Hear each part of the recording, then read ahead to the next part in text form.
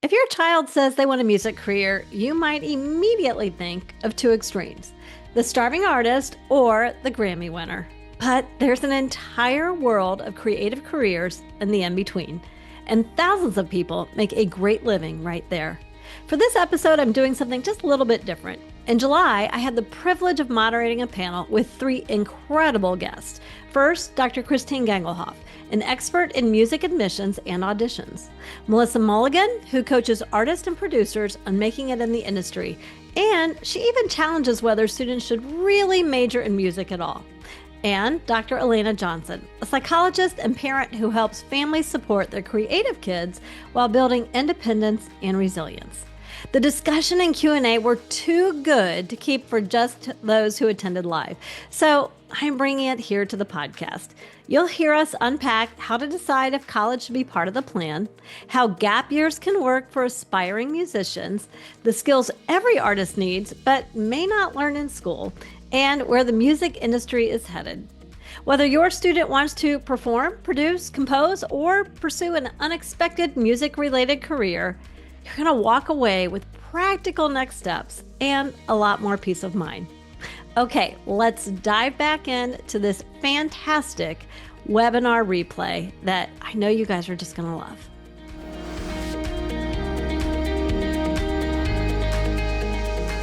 The rest of our panel specializes in the music industry. And so I'm going to be your moderator today, this evening.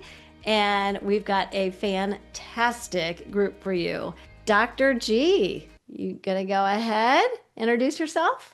Yes, gladly. So I'm Dr. Christine Gangelhoff, founder of SoundPath Consulting, and super happy to be part of this amazing panel of basically, we got you covered no matter what your needs are.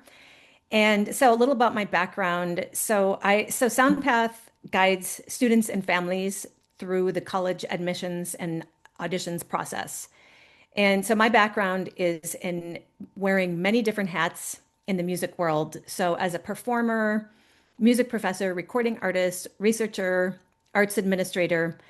And so this range allows me to help students see the full scope of what's possible and choose paths that are both inspiring and practical. And at a higher level, I see my role as an advocate for students, but also just in general as an advocate for the broader idea that creative careers are viable and valuable. So I'm sure we'll talk a lot about that during this panel, but the creative economy is growing and public understanding is kind of lagging behind that. And so I always tell families, I'm seeing a lot of head nodding. And so I always tell families that creative careers are real careers. They just don't always follow a straight line. So that's a lot of the work that I do. And so in my work with students and families, I help identify academic pathways to meet their artistic and personal goals. And then I also demystify the different structures of types of institutions, whether it be conservatories, university, liberal arts, and all the many different types of degree paths within that. So a BFA, BA, BMused, all of that. And then just building a strategic plan to get them through all of that. So again, super happy to be here and part of this panel. Thank you. We're going to hand it over to Mel, but I just want to say as we do, we've got the chat open. We want to take your questions. This team could talk for hours and hours about many things related to this topic. But we want to make sure that you get what you came here for, what you need. So please utilize that chat, live attendees. Put your questions in there. We've got time built in to be sure that you walk away feeling well-resourced. Mel, tell us a little bit about yourself. Well, hi. This is like my favorite topic of all time. So you are right. We can talk and talk about this without coming up for air sometimes. My name is Melissa Mulligan. I am a singer, songwriter, producer, music maker myself, and there were several years in my career where that is what I did for a living. I toured, that was my sole source of income, all my wildest dreams coming true. And now my greatest passion in life is coaching in the music industry. So I am a music industry vocal coach and artist development coach. by trade. I'm hired by Grammy-winning producers and record labels to develop artists. And I feel like my calling in life right now is helping to bridge the gap between the academic world and the industry. So I call it music career road mapping.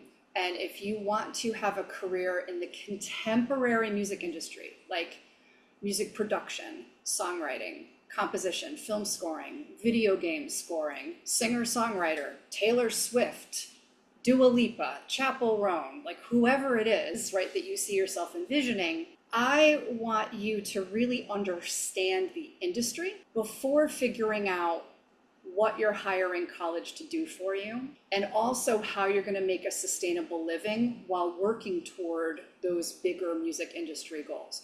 So that's why I love being a part of this conversation and love that Dr. G reached out to me so that we could come together, because we're very like-minded about all of this. And I'm excited to bust up some myths for you tonight as well about how all of this works. Excellent. Yeah, we should say this was the dream of Dr. G, and we are all grateful for the invitation and just to be in each other's world for sure, because we all have a passion of making sure that, this journey to launch these kiddos, it's a family journey, and you need coaches and support and cheerleaders along the way. And, I, as a mom of five, know that for sure as well. I know we've had more people come in. So again, utilize that chat to give us your questions. If you want your question to be anonymous or you don't want to ask it publicly, that's okay. Sometimes, there's things that we want to say or ask, and we don't necessarily want our name tied to it. So you can go ahead and send those into the chat. Just put them into the chat only to the host and panelists. We won't say your name. You do not have to put it out to everybody. This is a safe place to ask the questions that your family's been digging in on. You do not have to have your name tied to it if you don't want to. So we will not call you out on that. Okay, Dr. Alaina, introduce yourself, please. Happy to. I am Dr. Alaina Johnson. I am a clinical psychologist. I am the mother of three, what I call creatively driven beings. It was through their journey that I kind of never in a million years saw myself parenting children who were going to choose to be this deeply involved in the creative arts. And as I put it, my middle child dragged me kicking and screaming into this world. And here I am. So through my journey of helping them, two of my kids are actors, three of them are musicians. I learned a lot about how the creative mind works and some of the pitfalls and the blockades that would happen and some of the self-sabotage and the self-doubt and all these things that were coming up. At the same time, I was watching parents struggle with some of the exact same things. So ultimately, I ended up writing a book, Parenting Talent, and I founded my program, Parenting Talent, which is about how to really support your child in this creative journey, no matter what that level is. If they're just very creative young people who are exploring everything, or if you have a 16, 17-year-old who looks at you and says, I want to become a professional musician. And kind of like Lisa said, you look up and say, that's great. I don't want you sleeping in my basement when you're 35. So how are we going to figure this out? So helping parents to kind of understand some of that, bridging some of that gap for them as well around how does this all work and how am I going to make this happen? And my kid says they want it, but I'm not seeing them put the work in. And why does that all make sense? I try to help, as you talk about that family journey, help the whole family to kind of understand what's happening, make it make sense, and less scary. Awesome. Thank you. So as you heard, we have a great panel today to support you. Again, the chat's open. We got our first question over there that we'll get to in just a bit. But I want to lead off, for 27 years now, I have worked with students that are college bound, and it is a linear and somewhat predictable path for most college majors. That is not true necessarily of those who desire a music career. So if you guys keep seeing me look down, I'm keeping our questions there so I can keep my eyes on the chat and on our panel. But let's lead off with Dr. G. And then I want Mel, if you could answer the same question for us.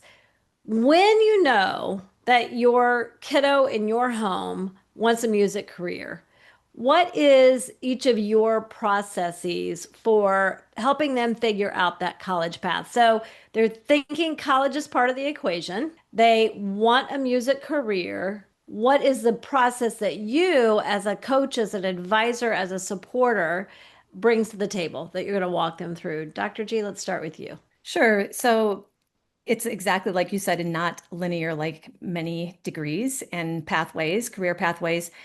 And so one of the first things I do with them is just we'll get to know the student and get to know their goals, interests, and their musical identity.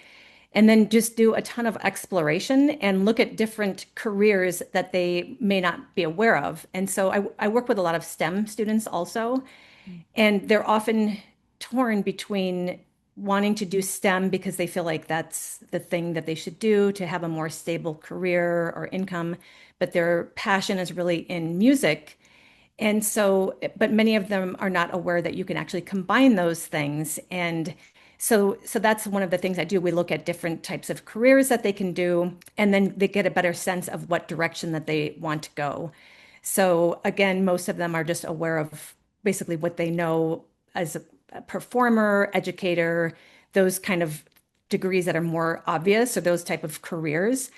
I do an artistic assessment to get a sense of where they are artistically, and also, so not just their ability, but also their level of engagement to see, because some students will have, they may not be the strongest performer, and their parents would say, oh, they just play video games, but as they're playing video games, they're actually analyzing the music and they're listening to the music, and they're doing all of this on their own, and they don't consider it really a valid thing, but it really is.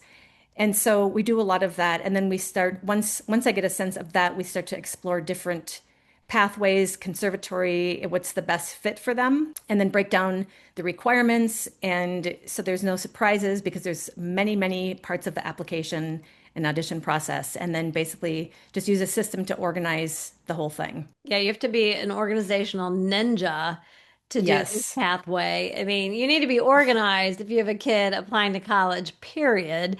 And missed deadlines means missed opportunities, but you seriously have to be an organizational ninja for sure.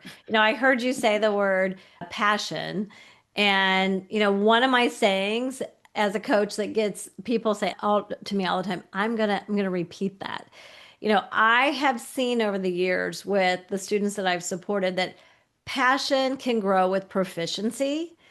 And that's a mindset that I think is helpful for our kids to have. Like, you don't have to know all the things right away. That's why we're going to school. And so to not eliminate something because you don't yet have proficiency or passion, those two things can grow and increase as you gain experiences. So passion can grow with proficiency. So, That's a okay, great Mel. saying. Yeah, you can use it. Every time somebody Thank says you. I like that saying, I like use it, please do, because I think it's helpful on the mindset that like I don't have to know all the things, right? My word, I'm 56 years old. I don't know all the things. Like, you're going to continue to grow. Mel, what does your process look like? Let's dig in on how you do things. I love it. Okay. Well, when someone reaches out to me and says, I want to have a music career, can you help me get into music college or pick a college? The first thing I do is say, those are two, in my mind, very separate conversations. So the first thing I do is I just tease out the music career conversation. And with me, you're going to start with your unicorn jumping over the rainbow dream.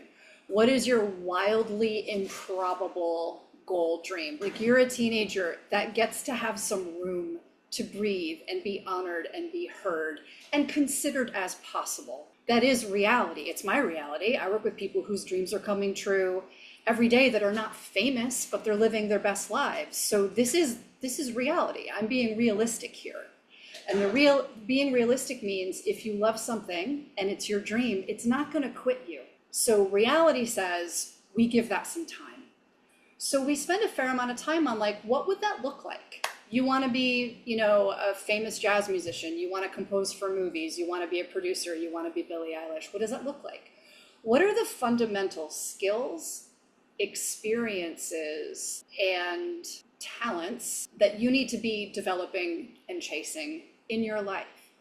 No matter where you go to college, no matter what you major in, even if you don't go to college, that roadmap is different for every person. While we're figuring that out, then we're also talking about, like Dr. G mentioned, there might be some things you don't know. There might be cool career paths or jobs or sustainable income plans that could be a part of this picture for you. And once we spend time there, then it becomes a little bit easier to discern, all right, so what do you want to hire college to do for you, right? Because Lisa, in this scenario, the student knows they want to go, right? What do you want to hire college to do for you? I would say a whopping majority of contemporary music makers don't choose to major in music. They don't choose to major in music production or vocal performance or something like that, because you know what? Through private mentorship, you can develop more in 12 weeks than you could in 4 years at Berkeley, in many cases, depending upon what your focus is. So if the goal isn't like, I need a degree in the thing to qualify for this, if that's not the goal, it opens it up. Now, I am not for everyone. Some people really don't like that. They're like, please don't open everything up.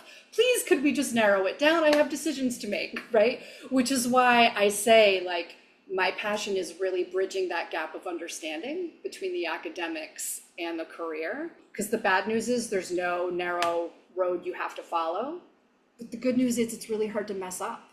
Like, you could major in basketball, basket weaving, or music production, and I could still help you carve out a career, So that's that's my process. I start at the top, at the big goal, and then work my way down into the weeds. And then if you are majoring in music production or music, then for sure I'm helping you build an awesome portfolio and figuring out your next steps. But if you need like the nuts and bolts of like someone really working you through that entire admissions process, that's where I hand you off to someone like Dr. G. I love that. One of the things I heard you say in that description is, and really both kind of hit on it, there are a lot of ways that you could be active musically as a career, right? And one of the challenges for everyone is we don't know what we don't know. And it's why like my Launch Career Clarity program is in a lot of schools too, because even your school counselor and your college counselor that your kiddo has at their school is not an expert on career advising, career development, or on music or any other path, right? They're great at being a support for your kiddo in their school. And this is not to slam them. That it is not their job description to do that. And one of the things that we do, but it takes time. And this is why I always say to people, like, please start by like sophomore, early junior year on doing the things, because informational interviews and job shadows can open up ideas to you of what might be possible that you don't even know exist. Completely unrelated, I had a podcast guest yesterday who will air this in September, but we were talking about careers in aviation. I learned so much in that time because there are so many jobs that your kids aren't even thinking about yet. And so you need the time to explore, right? And to figure it out. And some parents on here might be thinking, I know, not some might, for sure there are people on here thinking, I'm worried about my kids majoring in music. I'm worried about my kids having a music career, having a creative career. As I was introducing myself early on, I said, our dreams as parents are, because we're not going to live forever and we don't want to pay for them forever, that they're standing on their own 2 feet. So, Dr. Alaina, as a counselor, as someone who has a program that supports families in this, I'll throw it to you and then anybody can jump in. But let's start too. When that parent comes to you and says, I'm incredibly concerned about this pathway, but yet my kid is like all dialed in. How do you answer that? Or what practical advice do you have for families? It comes up a lot. Kind of to your point, if you don't know what you don't know. So one of the first things I do is I kind of start with, what is your fear? What is the real fear? What does it mean to you when you say, I don't want my child to be sleeping on the couch in my basement at age 30? What is that about? What's going on with that? And what I find a lot of times when we start peeling back the layers is it's really about, I have no mental image of anything between the trope of the starving artist and the artist I see at the Grammys. And I'm realistic that even if my kid is one of the best singers in the world, it doesn't necessarily mean they're going to be able to be one of the singers at the Grammys. And I say, fair enough. There's a actually whole world of successful artists and musicians between there that are thriving. And when I start pointing out to them all the places that they're seeing these musicians, that they're actually interacting and hadn't really thought about that those are viable music careers as well, I can usually see some of the anxiety decreasing. So we talk a lot about, what is your child's plan? How do we get your child a plan? Very, very true. High school counselors cannot be an expert on every major. That's just not possible. And they're really not experts on music majors, unless maybe your child's at an art school and you're going to luck out in that. But in most typical high schools, they have no idea of what the process is like to get into a music program or music theater program, or they have this vague idea that you have to audition or something, but they don't really understand how early you have to start and all of those things. So I also encourage parents to get as much support as they can from external sources. This panel is a great example. What do you think your kid wants to do? Are they 100% sure? Okay, so they want to do music, but they're not sure they want to dial in completely on performing, but they're also really interested in the idea of music therapy. Okay, well, then let's go talk to Dr. G. Like, that's a good referral. That's somebody you should probably talk to. Even to figure out, I think a lot of students will say music therapy, because that's one of the few things they know that's kind of a college path, that's not a performance path, and they don't even understand that there's so many other options. So by helping the parent also get that same information as the child, information is power, and information can create a sense of calm that happens. And real quickly, the other thing that I think comes up that parents have to get honest with themselves about too, that can really help, is sometimes there's almost a sense of shame that they have around the idea that my kid doesn't want to go to college, or it's a little embarrassing to say my kid wants to be a musician because my friends have the same preconceived notions I do of what that means. They're going to be the starving artist, and they feel like, have I failed? Did I do something wrong by encouraging all of this music stuff? So that's why I have to kind of peel back the layers and go, what is this really about? And then once we have a good sense of what's really going on, what's driving your fear, it's going to help you as a parent better address it. I'm in our program, and when we're doing our live coaching calls, one of the things that I challenge particularly parents with, but also teens, is we all have these preconceived ideas, right? And Dr. Alaina, I think that goes with what you were saying about, like, you might have some embarrassment about there's such societal pressure on the college pathway as the only pathway, which I completely disagree with. Not all of my kids went to college.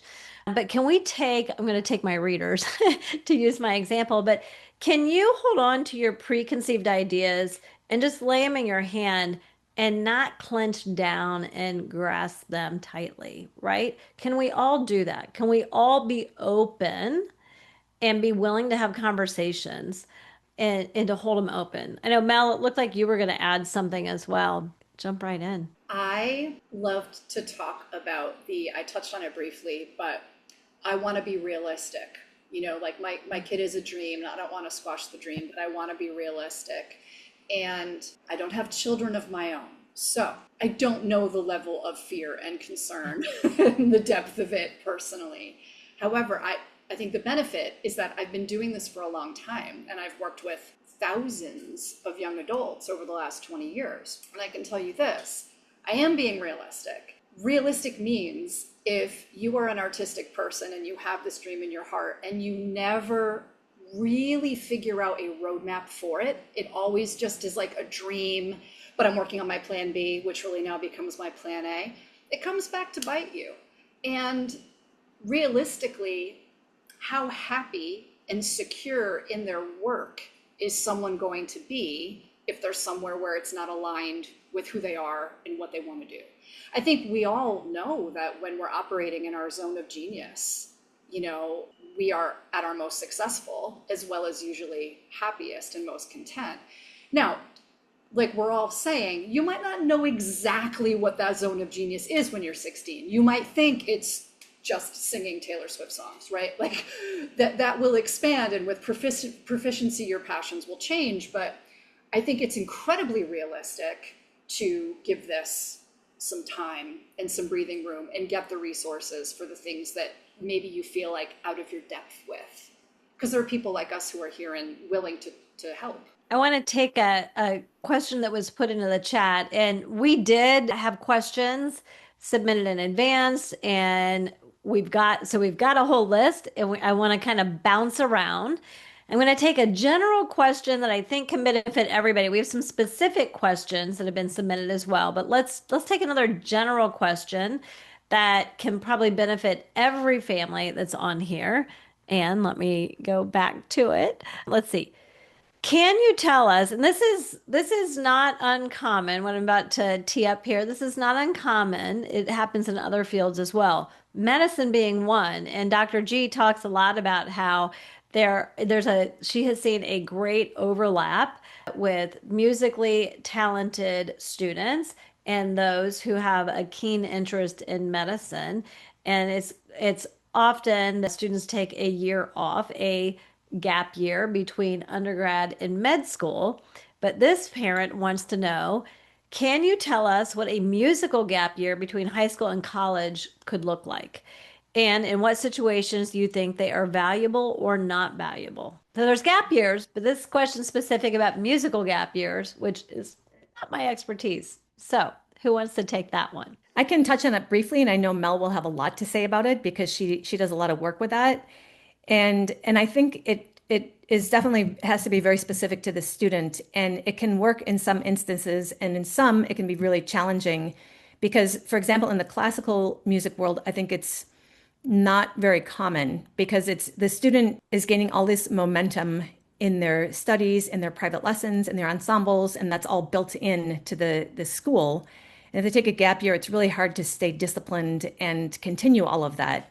And so that in that instance, it's rare unless they go to a structured program that's built for that when they're participating in an arts program that has all of that infrastructure built in. And I think it can be valuable for students who are still wanting to explore and they haven't quite found the right fit for them.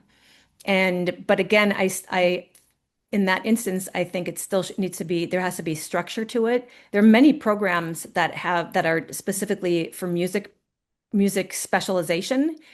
And so I think it's a great opportunity to get those skills and also just to get some real life skills. And then when they go back to school, when they start school, they're definitely more equipped.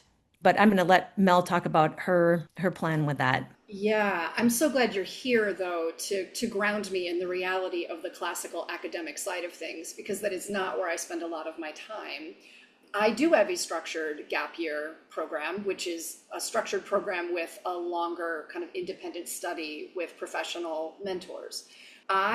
Because I'm not in the classical world typically, except for some classical vocalists who roadmap with me here and there, I will tell you, I've never worked with a student who's regretted a gap year under any circumstances. However, I hear from hundreds of students a year who regret rushing the decision. It's much more common to regret rushing, picking the obvious major. Well, I already said I was going to do this, so I guess I'm going to do it, whatever. Like a lot of regret around college debt after graduation, a lot of regret about rushing the process, never a regret around taking time. So if you're considering it, I'm a fan of you considering it. And then what I usually have my students do is basically live as if you are a professional in your field now. Because in my world, it's entrepreneurial. So you don't need anybody at the gate to let you in, right? So you are writing, recording, releasing material. If you're not releasing it, because maybe you're doing something more like video game scoring or whatever, you're building your network, you're building your pitch deck, you're researching people on IDBM, and you're pitching. Like you're just getting into the fold as soon as we both feel like you're ready to. And if you need that year to just do more training and wade in a little bit more slowly, then that's what we do. But it is literally like, okay, the assumption is just that you're going. And then if you do decide to apply, you're a hot commodity. because you're independent, your focus is very straight, you know who you are, and you have this professional experience and life experience like Dr. G mentioned. I love that. I also wanted to hop in and say something real quick. When thinking about a music gap year, because your child's musical, we tend to say, oh, it's a music gap year, which it should be if that's what they want to do. But I think it's really important to also make sure there's some deeper conversations around why are you considering a gap year? Because sometimes the parent's reason for thinking about it or the child's reason for bringing it up may not be aligned. And if that's what's going to happen, that's when you get that messy, kind of feels like a wasted year that wasn't organized or the understanding of what it was about. So one of the things I want to ask when somebody says that is I'm going to say, what I am a fan of a gap year. I think there's so much pressure on these students to go right away, and agreed in the in the classical world, it's very different, but in the contemporary world, like you can take that gap year and you can have a structured gap year. But I want to know, where's this coming from? Is it coming from, actually, I just don't even feel ready for school yet? And this is my way of saying, but I don't even know if it's a gap year. I just know it's a I'm not ready year. Is it a student? Is it your teen's way of saying, I actually don't plan to go to college, but I just can't battle you about this anymore. So we're going to call it a gap year. But my intention is that it's going to be much longer than a year. Yeah, I do a lot of gap era planning. Yes. Yes. Lifetimes. Exactly. Is it a gap era that we're really angling for? So that's another thing when you're planning in the contemporary world, if your student is bringing up a gap year or you think it'd be good for them to have a gap year, that's fine. Make sure everybody's on the same page about, I think that is key to having a very successful gap year or gap year. If everybody's on the same page about the why and what the goal is and accepting as a parent that the goal can simply be, I need another year of maturity. I don't feel ready. I'm overwhelmed by the thought of going away. I'm overwhelmed by the thought of the discipline it's going to take to be in college. I'm a musician. I really struggled academically and I'm just tired. I'm just really tired. And so that is fine, but just making sure that that conversation is being had so that you can plan a really effective gap period that is going to land you in a place where you feel better for the time, as opposed to looking up and saying, ugh, I wasted my time. I want to add from a college counseling and career counseling standpoint as well to that question. Gap years, I'm a huge fan. And one of my kids who insisted on going, and I actually thought that he would have benefited from a gap year. He went to college for 3 semesters and then just made an informed decision to leave. And he's in a field, he's a computer systems engineer, and he didn't need a college degree to do that. That's what he was studying at college as well. So he went ahead and left. So let me start with, I'm a fan. And, Mel was on my podcast just recently. If you didn't hear that episode, please, check it out. We're happy to send it over to you. I'll give you at the end how you can find out more about the podcast in general. But, she advocates for don't major in music necessarily, major in something else. So I know I've got people on who some are going to take the musical path, some are going to do other majors that you have done the work to know that they also are aligned with who you are and where you're headed and your aspirations. But building on what Dr. Alaina just said, what will you do during that gap year? Colleges frown upon, I sat around and played video games. If you apply to college during the typical senior year of high school and then take the gap year and you're deferring enrollment for the gap year, you'll have time and space to really go and do some very cool things. If that gap year means I'm not necessarily deferring enrollment, I don't want anybody to forget that you're still going to be researching colleges, applying to college, writing tons of essays in that fall of that gap year. And now you've sort of you've got a limited amount of time to do other things, right? So keep in mind that if you are college bound and you do intend to go, are we applying in 12th grade and deferring, or are we going to go ahead and apply during our gap year? And it can be tough too. I've had kids that I know who they do their gap year overseas. They're in different time zones. They have technological issues, connectivity issues to get the things done. So that's a really important consideration. The next question that I am not at all adept at answering, although I'm going to build on something that I heard Mel say. The next question is, what are some important subjects and skills that are required for music careers that aren't covered well in college? And when I look at Mel, one of the things I heard her say is, you're an entrepreneur. And as an entrepreneur myself, is the only thing I can add to the answer of this question. I've started 2 businesses that I built and sold. I own 2 other businesses that I'm building. And I love entrepreneurship. Along with that comes independence, risk taking, executive functioning. And now, Mel, you started jumping up and down. I'm just going to toss it right over to you. In order to really understand this, I think it's important to understand the career roadmap for the contemporary recording industry today. And there are some similarities to those of you who are doing classical jazz and things like that. So bear with me, because there is definitely overlap today. So it used to be that if you were moderately visible, like super talented, and kind of moderately ambitious, you could get discovered by someone who would take it from there. You know, the old cliche that I'm gonna make you a star, kid, like all that type of stuff that we see in all the biopics from the 60s, 70s, 80s, and even the 90s. So you could get discovered and the rest would be taken care of for you. Flip of that is, you had to get discovered in order to have a career.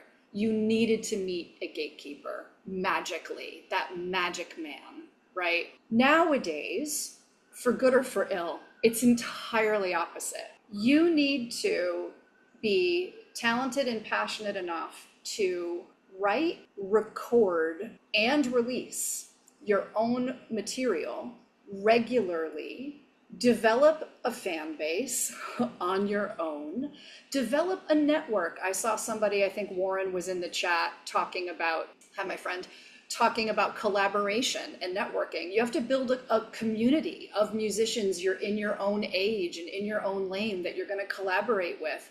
You need to build this thing, and you will need to figure out how to have a sustainable income along the way so you can stay with it long enough so it's really starting to pay you back eventually. Once you work your way really high up so that you're independently successful, the industry will find you. They're out there looking for you right now. At that point, you might not need them. You might be like, I got this. There's not one thing I mentioned in that list that requires you to have a piece of paper with a degree on it. There's also not one thing on that list that you must learn in college. You can, but you don't have to. And there are some things on that list that college doesn't do well, including music production. There are fine programs out there and fine majors, but a lot of students that I work with are finding that they are rudimentary compared to what they've been able to learn and develop on their own or with more advanced mentorship. So I would argue it's the more expensive, more time-consuming way to get great at music production. Songwriting. Developing yourself as a songwriter with a unique voice and perspective can sometimes be diminished by writing across a bunch of different genres for a grade from an older person. I'm not saying that's not a skill. It for sure is a skill, but a lot of people that I work with who've graduated with degrees in songwriting are very lost and confused about who they are and what it is they have to say and what artistic direction they want to pursue.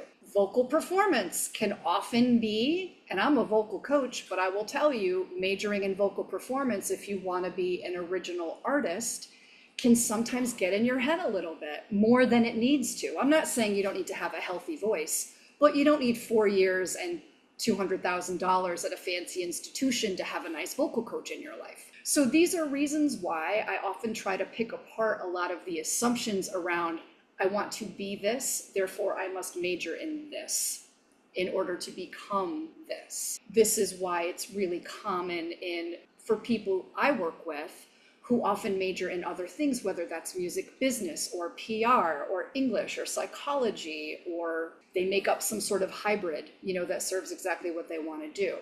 I'm not here to convince anybody not to major in what you want to major in, but those are the things, in my opinion, that it's like a square peg round hole problem a lot of times if that's the career you want and you're trying to find the perfect college program for it. I hope that answers your question, Lisa. Yeah, no. And Dr. G, I just saw you on mute. I was getting ready to toss it to you because as someone that works in higher ed, I'm sure you have things to add to this answer. I'll repeat the question one more time. What are some important subjects and skills that are required for music careers that aren't covered well in college? Yeah, so Mel had some really good points. And so I'm going to kind of come from two different angles. So, one is that music programs are changing, especially in recent times, but very slowly. So, they're not changing along with the changing landscape of the music industry. And so, there are a lot of missing pieces in the education, some programs more so than others. And so a lot of the things that Mel mentioned are lacking in these programs, but just depending on what the student wants. If their main goal is to go perform in an orchestra, they need to get those skills, and that can be included in a program. But if they want something more entrepreneurial, they're going to need more skills. I also want to make the point that there are skills that you get in a music program that are valuable no matter what you do. And so time management, collaboration, creativity, adaptability, a lot of the things you mentioned, Lisa, about being an entrepreneur as well. But one of the things that is difficult for students is they don't know how to transfer those skills to other areas. They don't even know they have those skills, actually. They're just in the practice from practicing or doing their thing, but they're not even aware of these skills that they get. And so I think schools could do a better job of harnessing that and showing students how they can use those skills in other areas, whether they continue in music or they go another direction. And as we were kind of talking about just before the webinar, it's med schools, law schools find music students very attractive because they have all of those qualities. And so there's a lot of value in a music degree, but again, it's not one size fits all. And so, yeah, so I think basically I like to come from both sides. I love that. I'm going to add something, and then I've got another question I want to jump to, and then we're going to take a question from the chat. But we've talked here about what if you major in something else, or Mel's like, hey, have a day job maybe, and work on your music career. There's more than one ways to skin this cat, right? And when you're thinking, I always say, begin with the end in mind. Think career first. Mel asks that question all the time, and she said that on my podcast about what are you hiring the college to do for you? And that's that same way of begin with the end in mind.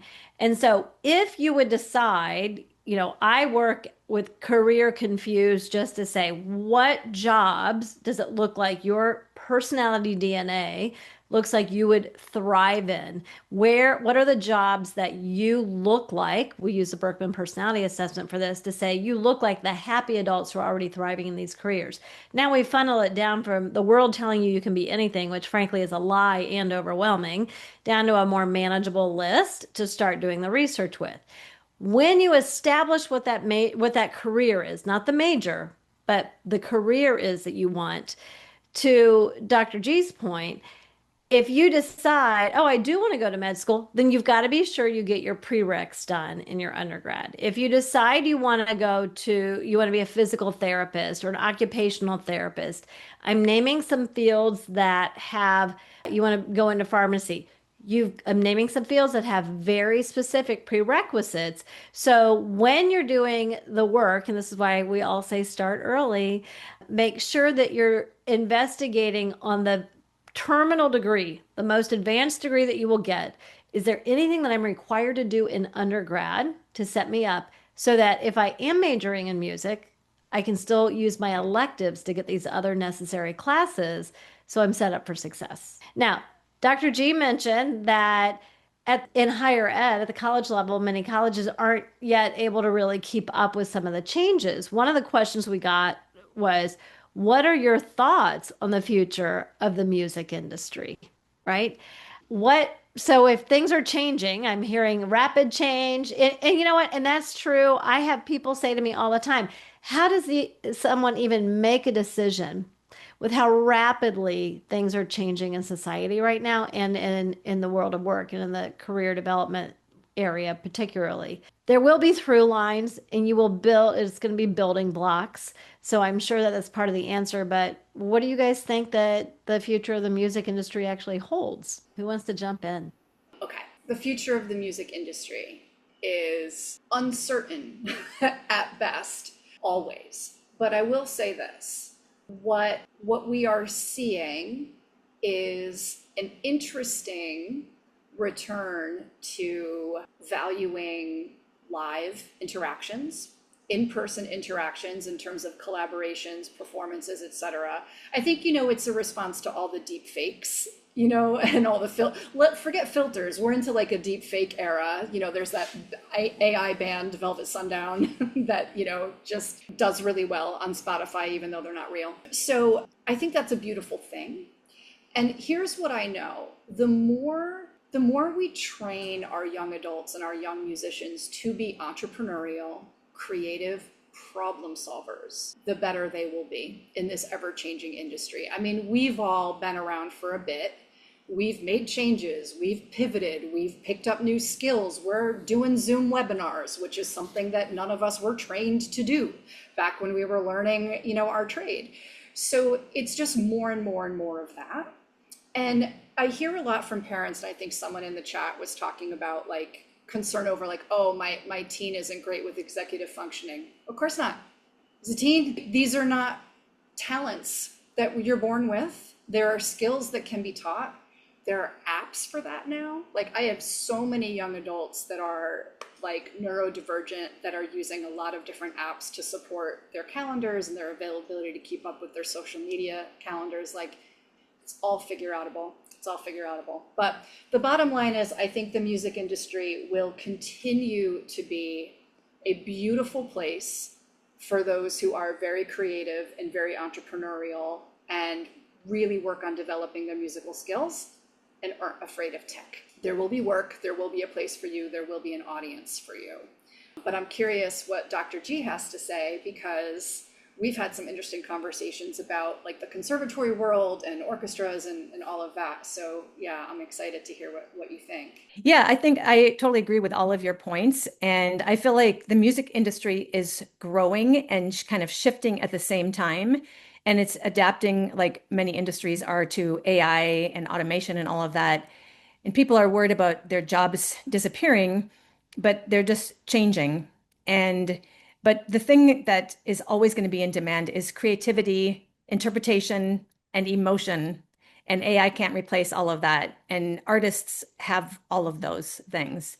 And so I feel like, but like Mel said, having those tech skills is going to become more and more important. And so students who are able to blend their artistic skill with tech fluency and entrepreneurship will be unstoppable, in my opinion.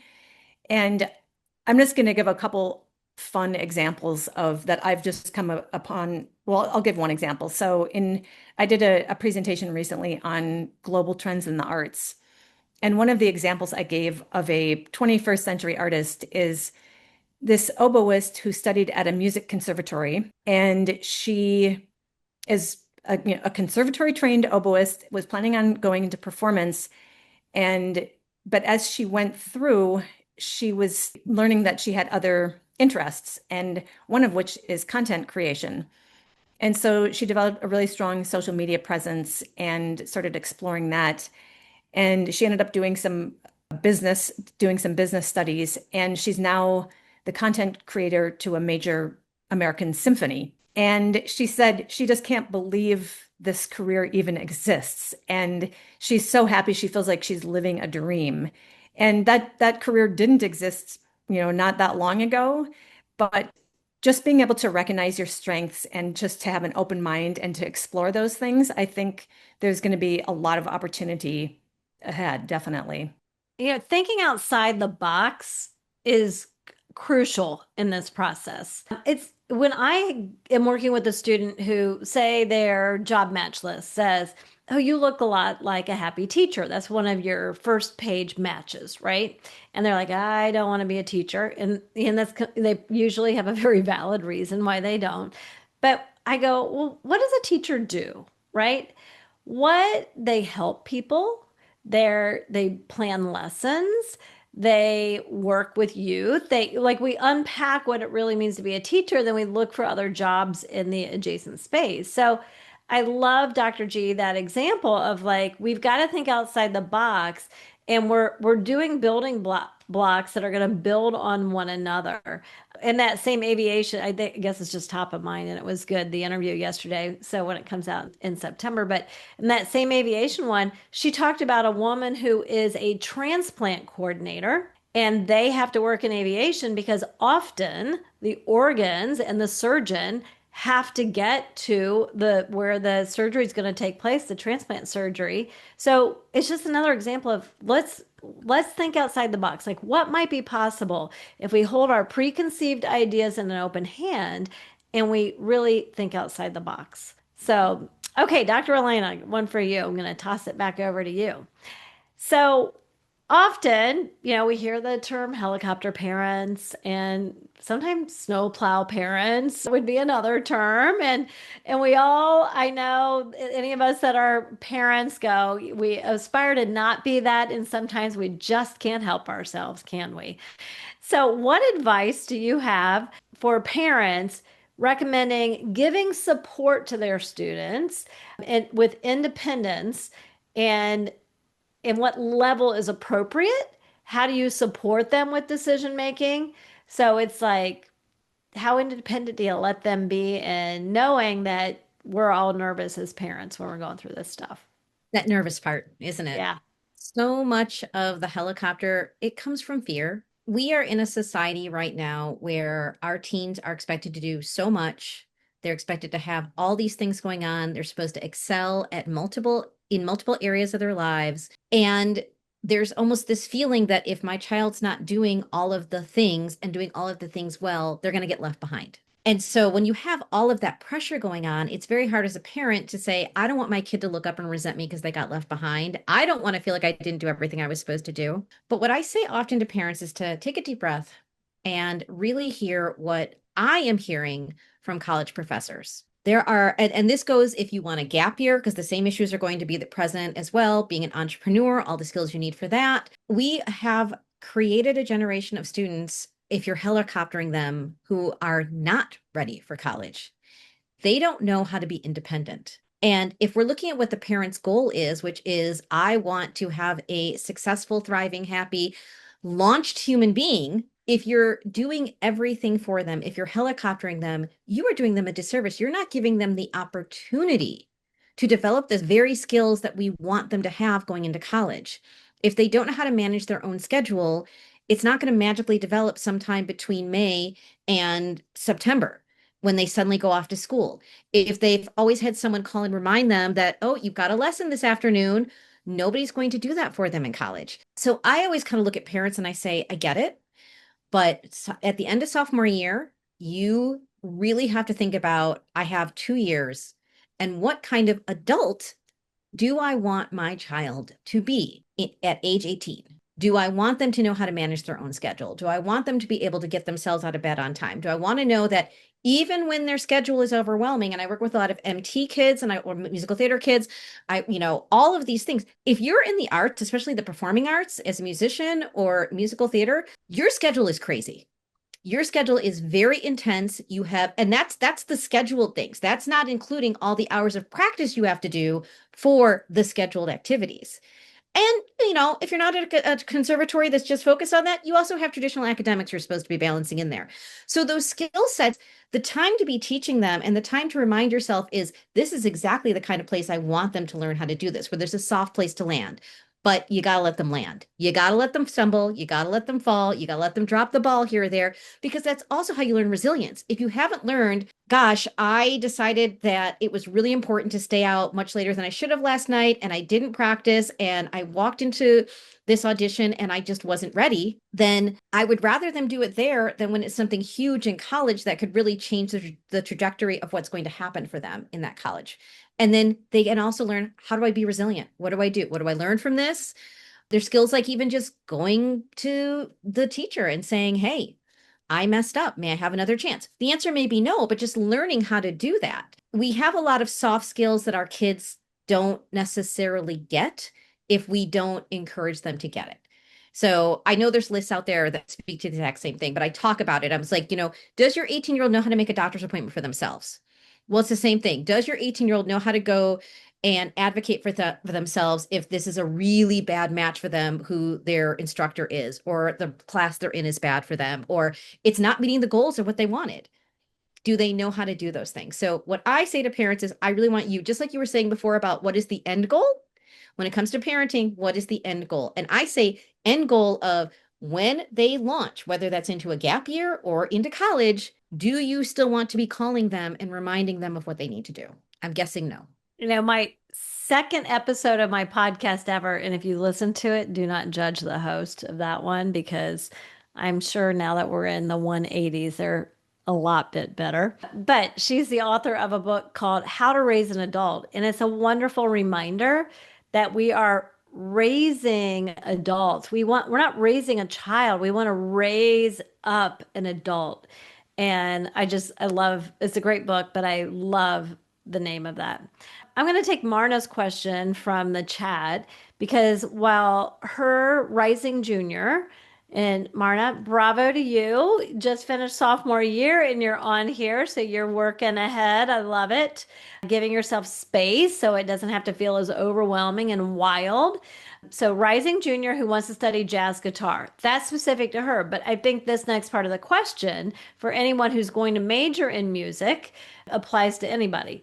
I'd love to hear about the flow and timeline of the application/audition process, and if sample lessons are highly recommended, and how they impact admissions. So I'll start with just the timeline, and then I'm going to toss it to Dr. G. I always say, you've got to have the essays, the applications themselves. By the way, the Common App is always open to begin working on it. The personal statement, main essay that you have to write, it's virtually always the same. It's a personal narrative. And usually option number 7 is write about whatever you want to write about. So you can get working early on those things, which I highly recommend, because you've got to have the applications in well in advance of the deadlines to get a spot in the audition process.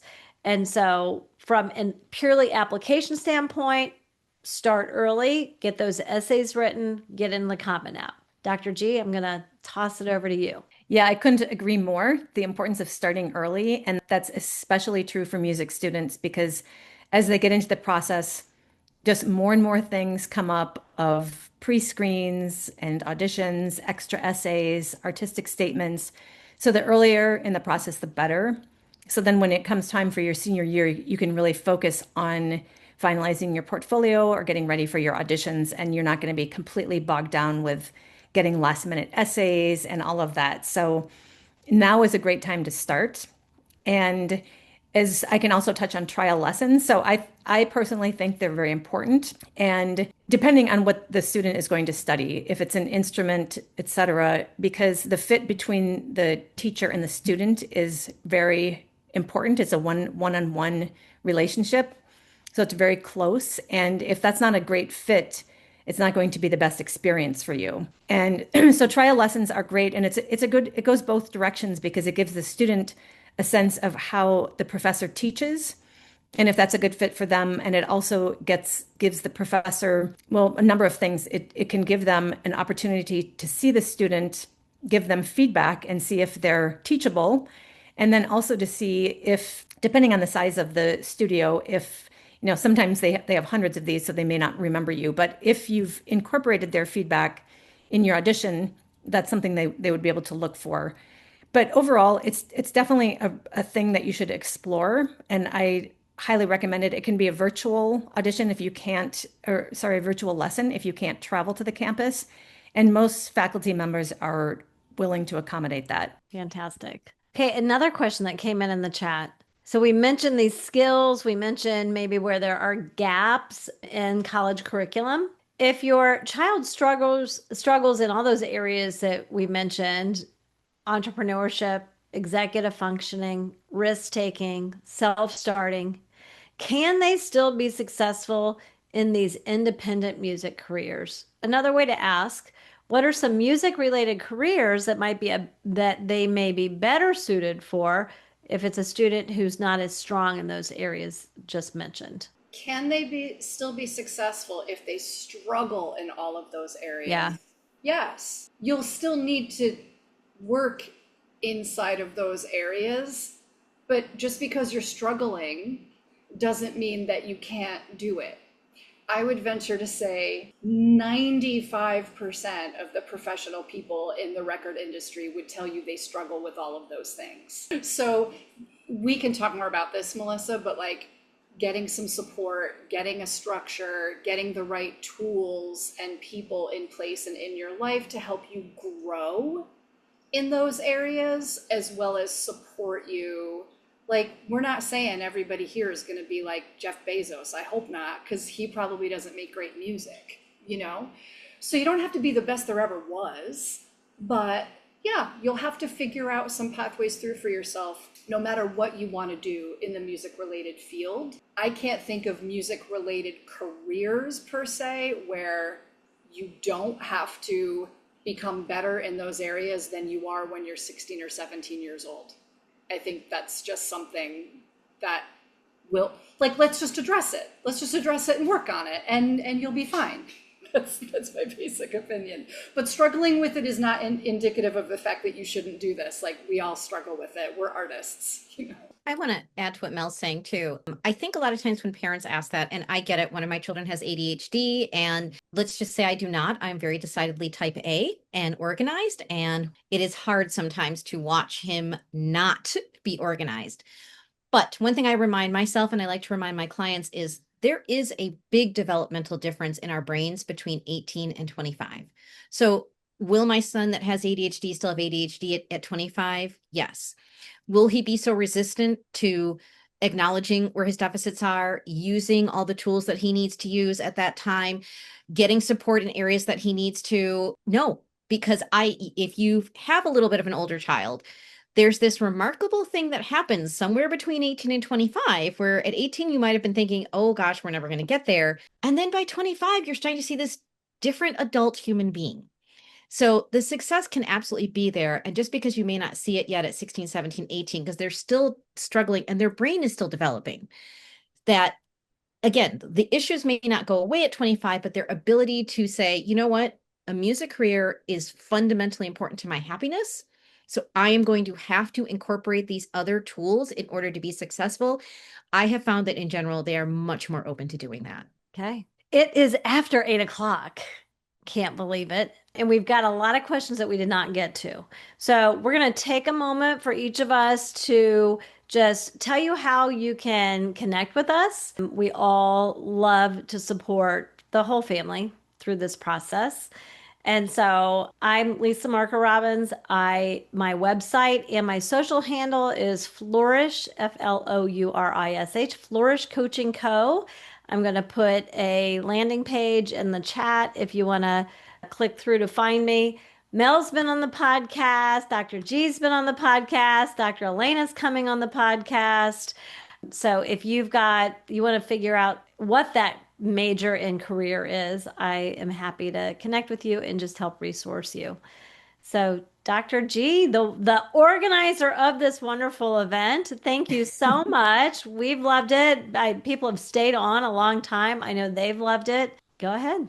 Yes. Well, thank you all for just being willing to be a part of this brainstorming idea I had. It's been amazing. I feel like we cover all of the bases. So yeah, so you can reach me at my website is mysoundpath.com or email at info@mysoundpath.com. Thank you, Okay. everyone. Mel. So grateful to you, Dr. G, and you, Lisa. I had a blast on your podcast. Dr. Alaina, we go way back, and I'm thrilled that you were able to join us today, and thank all of you for hanging out with us. I can see all the cool people are still here in the chat. So I have a gift for those of you who were here or who happen to watch the replay all the way through. If you go to my little page here, the little landing page, and you use the Work with Mel form, just mention in it that this is how you found me, and I will gladly give you like a complimentary laser focused portfolio review. So the form allows you to submit some music, some videos, some questions, your goals, etc. I will spend some time with it. I'll reach out with my thoughts. Maybe I'll make you a response video back. Maybe I'll say, hey, let's do a complimentary consultation because I think this requires more conversation. But I really want to give that to those of you who are here who feel like what I was talking about made sense to you and like you could use some more help and individualized guidance. Okay. And Dr. Alaina, and while everybody's been chatting, I've been going to your websites and putting them in the chat.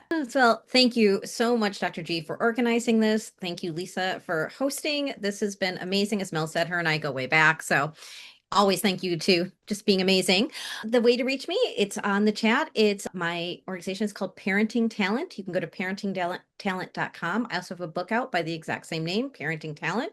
And I love working with both young people, but also really supporting parents who are struggling to kind of understand what is going on and how am I going to do this, or kind of what we were kind of ending with. How do I help my child who might be neurodivergent make this leap into this world that they really are passionate about, because I really want them to be happy, because I think that's all of our goals. Wonderful. Well, thank you everyone for giving up a summer evening, because we know those are valuable, and supporting your family, your kiddos, as they figure out how to have a confident launch out into this world where they can thrive. Thank you, everyone. Take care. Thank you.